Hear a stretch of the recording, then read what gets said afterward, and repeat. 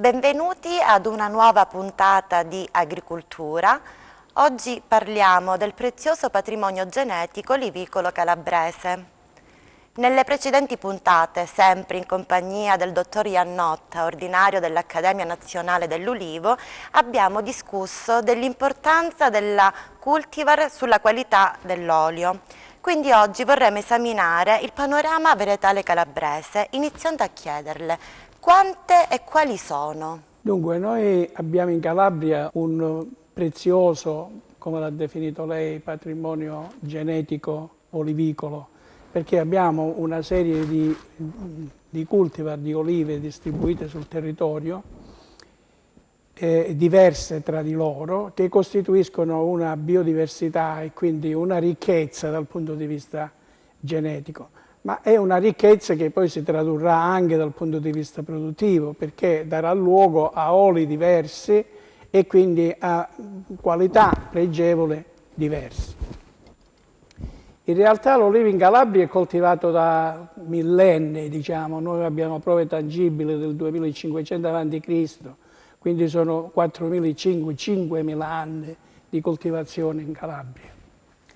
E ciò ha determinato una selezione di questi genotipi, per cui sono stati, dalla saggezza dei contadini di un tempo, sono state selezionate in base all'adattabilità all'ambiente, quindi nei diversi ambienti, perché la Calabria è fatta da ambienti diversi, alcuni sono di pianura, molti sono collinari, qualcuno anche di alte colline. Quindi diciamo queste cultivar rispondono a queste esigenze ambientali di adattamento delle coltivar. In più tutti questi anni di coltivazione hanno, diciamo, prodotto delle mutazioni, le piante sono state esposte a degli insulti di vario tipo che hanno modificato l'assetto genetico per uno o più caratteri, per cui queste mutazioni poi sono state isolate e riprodotte dando luogo a dei cloni, si chiamano così le popolazioni ottenute da una base mutata. Quindi creando ancora più diversità e, se vogliamo, anche un po' di confusione, soprattutto fino a qualche anno fa, quando ancora non si disponeva delle tecnologie idonee per poter fare una differenziazione. Quindi tutto veniva affidato, diciamo, alla caratterizzazione morfologica di queste cultivar e quindi erano notevoli. Adesso è un po' antipatico fare un'autocitazione, ma vorrei dire che, diciamo, il primo autore che ha descritto il germoplasma olivicolo calabrese è stato il sottoscritto e nei 3 anni in cui ha fatto queste ricerche, con una pubblicazione poi agli annali, un numero speciale degli annali dell'Istituto Sperimentale per l'Olivicoltura del 1977, sono state descritte 13 cultivar. 13 perché erano le più importanti dal punto di vista economico, dal punto di vista che davano luogo a un'economia. Però in realtà erano qualche decina in più, anche perché c'era una confusione di sinonimi, per cui stesse varietà venivano chiamate con nome diverse ed era difficilissimo a poterle individuare.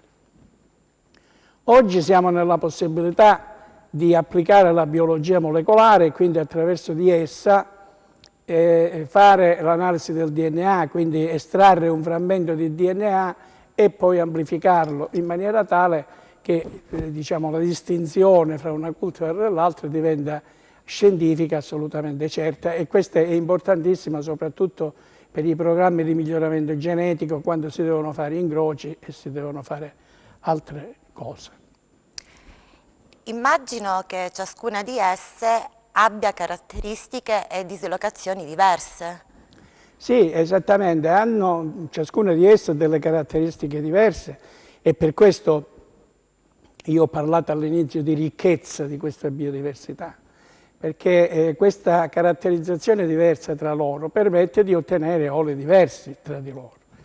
Io poi in particolare sono un fautore degli oli monovarietali, a me piacciono gli oli fatti con una sola cultivar, per cui diciamo, si definisce perfettamente il quadro di quella qualità dell'olio, di quelle caratteristiche dell'olio, non solo quelle chimiche e nutrizionali, ma anche quelle organolettiche, riconoscibili dal consumatore e quindi diciamo di alto pregio, perché in realtà si dà un valore all'identità dell'olio.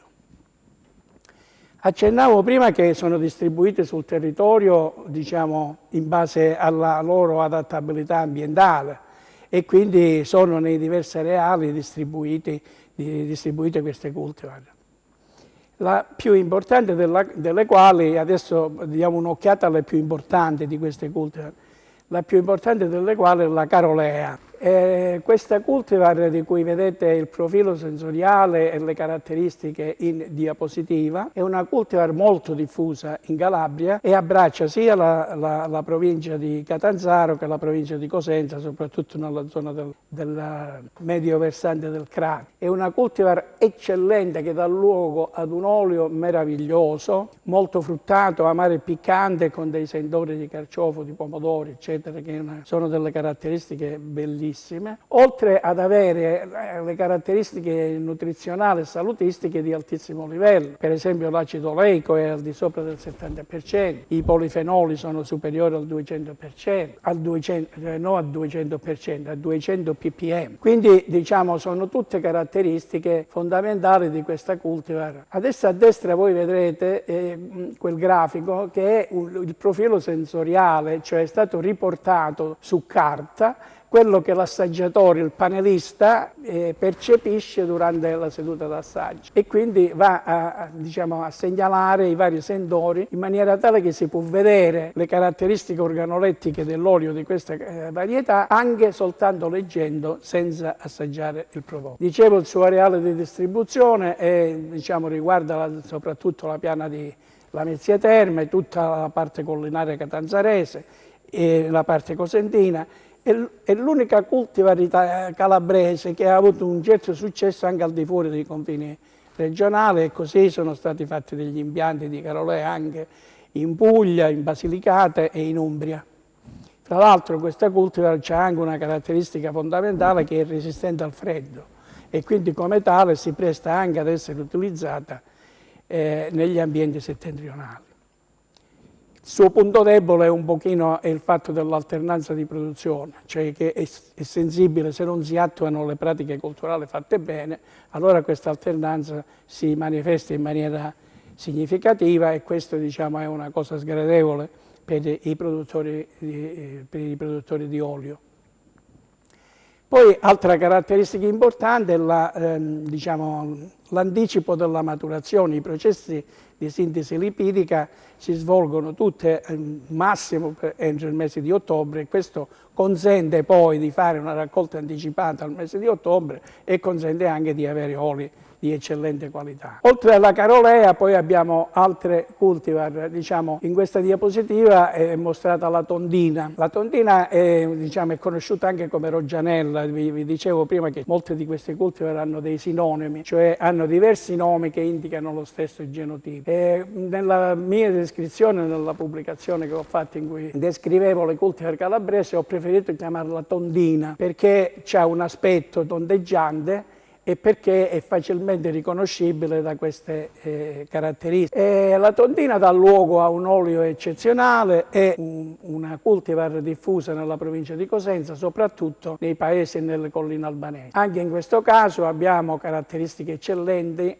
derivanti da un numero di polifenoli molto elevato, dall'acido oleico molto elevato e da un'analisi sensoriale particolarmente buona in quest'olio che è medio fruttato rispetto alla Carolea, un pochino meno amaro e meno piccante, però sempre amaro e piccante, un medio fruttato di ottima qualità. Andiamo avanti con la prossima diapositiva e vediamo che è ferita alla Dolce di Rossano. La Dolce di Rossano è una cultivar diffusa nella piana di Sibari, soprattutto nella zona di Rossano, come il nome stesso indica. È una cultivar che dà luogo a piante gigantesche, chi è stato dalle parti di Rossano ha potuto vedere piante grandi e la coltivazione dell'olivo in piana di Rossano è antichissima, tant'è vero che è la pianta che si ritiene più anziana della Calabria, la cosiddetta pianta Tataranno, cioè il Papà Grande, si trova proprio vicino a Rossano Scalo. Le caratteristiche dell'olio sono completamente diverse perché in questo caso sono molto dolci, molto mandorlate e praticamente si abbinano a determinati piatti diversi rispetto a quelli che danno luogo all'amaro e al piccante. Andiamo avanti. Altra cultivar cosentina, diciamo, riferita alla provincia di Cosenza, è la cassanese, anche in questo caso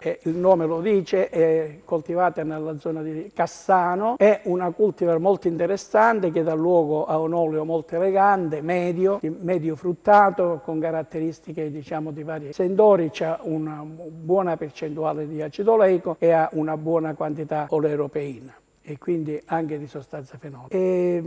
Volevo dire anche che la cassanese è utilizzata anche come oliva da tavola nera, infornata, perché si presta, è diciamo, una cultivar a maturazione tardiva, l'accumulo dell'olio è molto ritardato, infatti normalmente si raccoglie a dicembre, ma quando ormai si fa nera, si fa diciamo, invaia la colorazione molto presto, è possibile raccoglierla ed è possibile poi infornarle per fare l'oliva da tavola. Andiamo alla prossima diapositiva che indica adesso una cultivar che è presente nella zona di Gerace, quindi siamo in provincia di Reggio Calabria, nel settore ionico, dove esiste questa cultivar di origine, chiaramente di origine greca, che praticamente hanno una dimensione media, medio-piccola, hanno luogo anche in questo caso un olio abbastanza dolce, abbastanza poco, diciamo, con poca personalità. Andiamo avanti e troviamo un'altra cultivar della provincia di Reggio Calabria, prego il regista di mandare avanti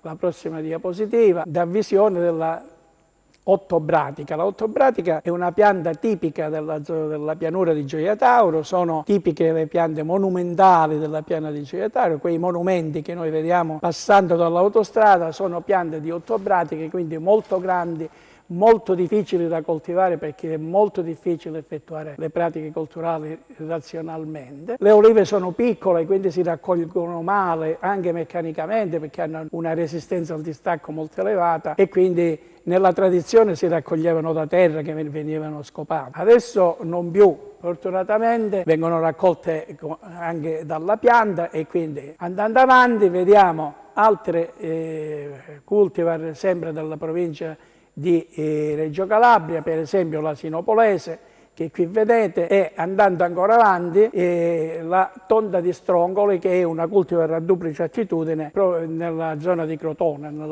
Andiamo avanti, diceva il regista, e qui c'è una sintesi praticamente delle 8 cultivar che sono comprese nel disciplinare di produzione olio IGP di Calabria e sono diciamo lì indicate, ci sono anche le fotografie, quindi a cominciare dalla Carolea, la Castanese, la Tondina, la Dolce di Rossano, la Ottobratica, la Tonda di Strongole e sono qui rappresentate queste 8 cultivar.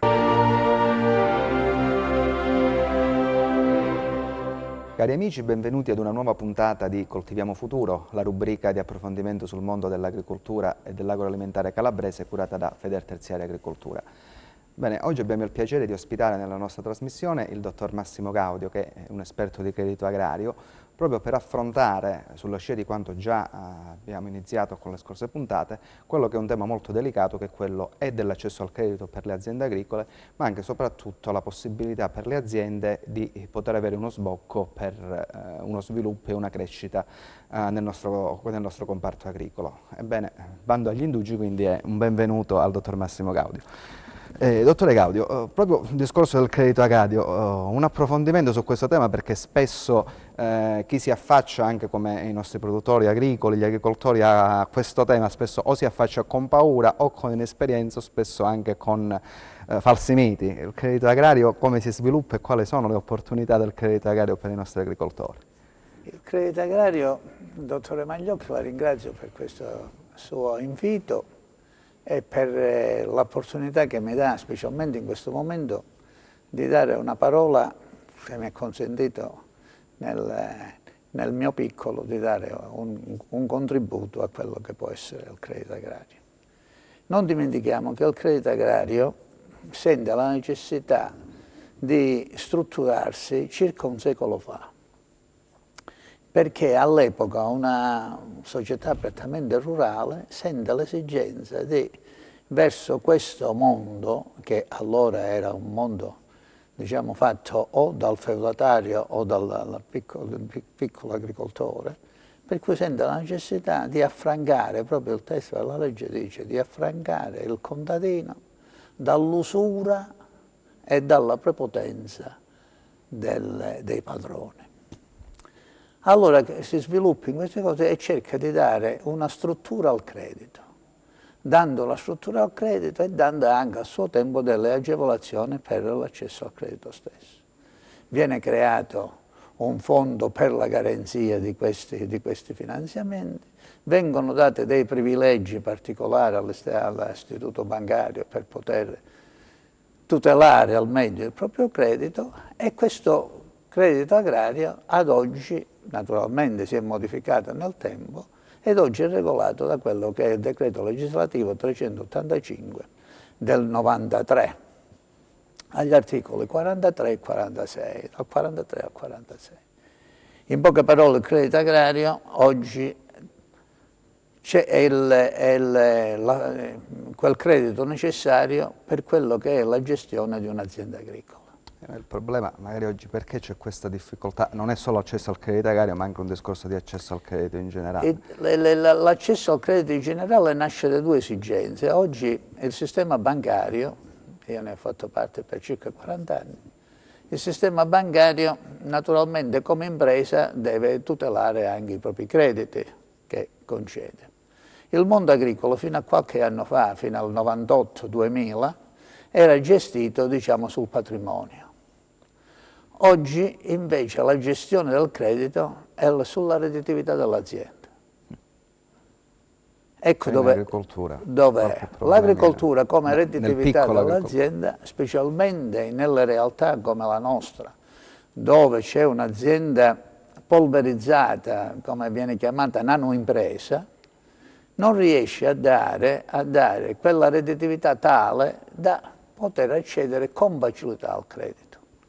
Per cui il legislatore, anche in questo momento, ha cercato di dare alcuni strumenti necessari per agevolare l'accesso al credito. Vedi SMEA, vedi Medicredito Centrale, vedi Confidi, che possono essere di grande aiuto, specialmente in queste piccole nostre realtà. Questi enti e queste organizzazioni fanno sì che accompagnino in modo più reale e concreto quello che è l'agricoltura nel sistema banca. Su questo, soprattutto, lei ha citato anche il discorso, volendo dare, diciamo, un ordine a quello di cui stiamo parlando. Poi prima ha citato Ismea.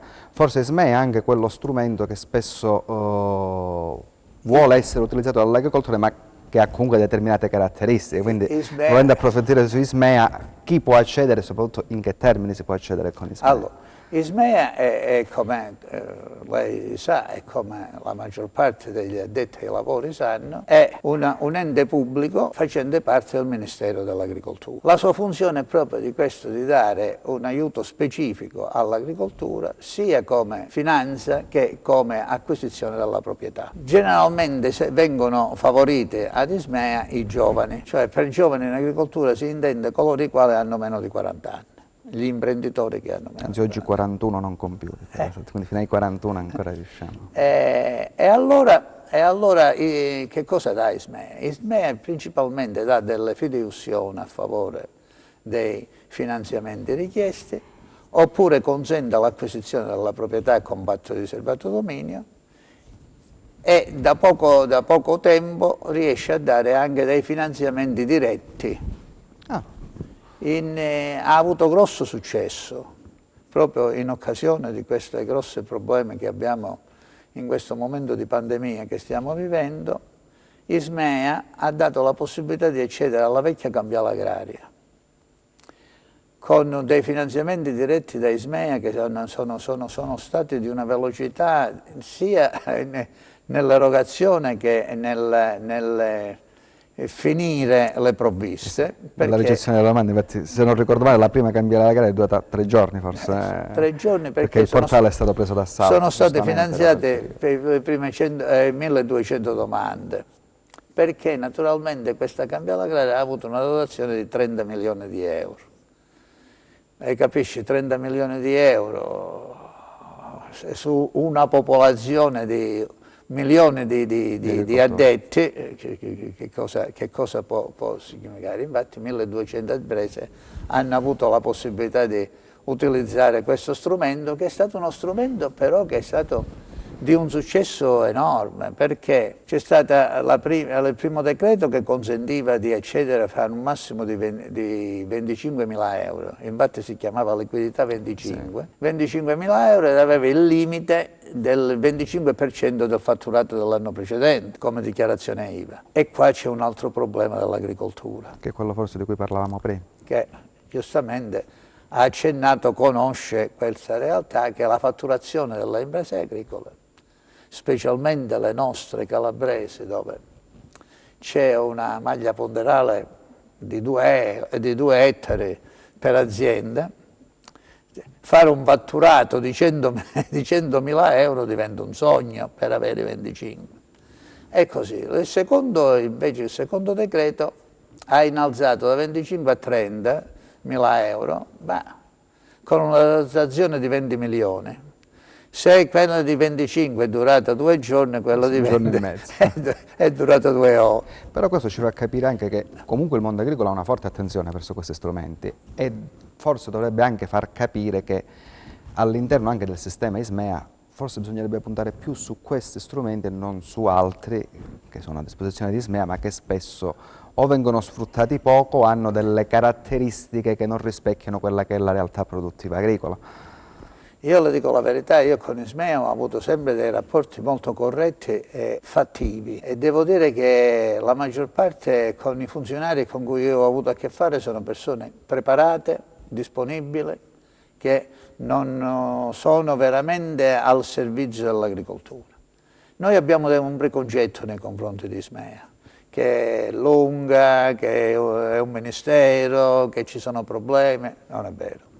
L'importante è avere con Ismea l'aiuto di un consulente che sappia fare il proprio mestiere.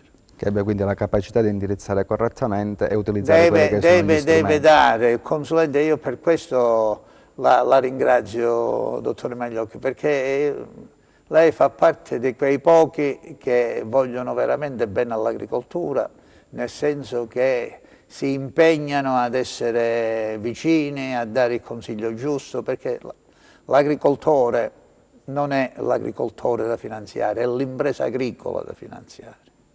Per cui va assistita come un'impresa, non come assistenza.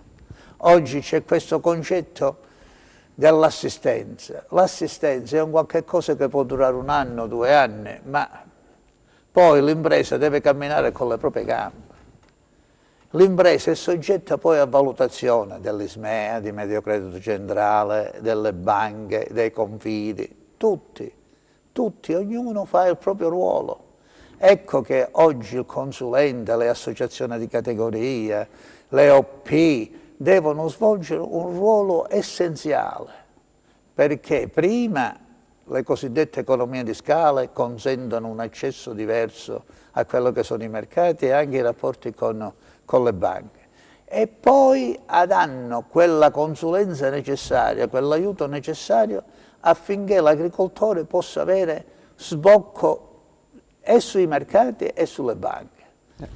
Una consulenza puntuale ed efficace consente anche nello sviluppo dell'anno, della gestione caratteristica dell'impresa, in un certo modo, cioè consigliare quello che le operazioni contabili come si devono sviluppare, perché poi queste faranno testo per quanto riguarda l'accesso al credito. Ma questo è molto importante anche perché, innanzitutto grazie dei complimenti, ma soprattutto è grazie ai consulenti come lei, di cui come associazione di categoria spesso disturbiamo proprio per accompagnare quelle che sono le esigenze delle aziende. Io proprio su questo punto è quello di voler dare questa sorta di servizio in più, anche grazie all'aiuto del dottore Gaudio, per poter creare dei piani di impresa e di investimento per le aziende.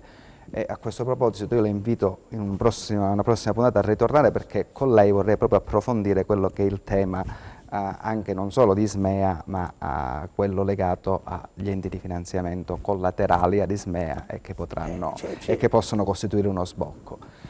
Quindi io ringrazio il dottore Gaudio per averci fatto compagnia oggi e vi do appuntamento alla settimana prossima.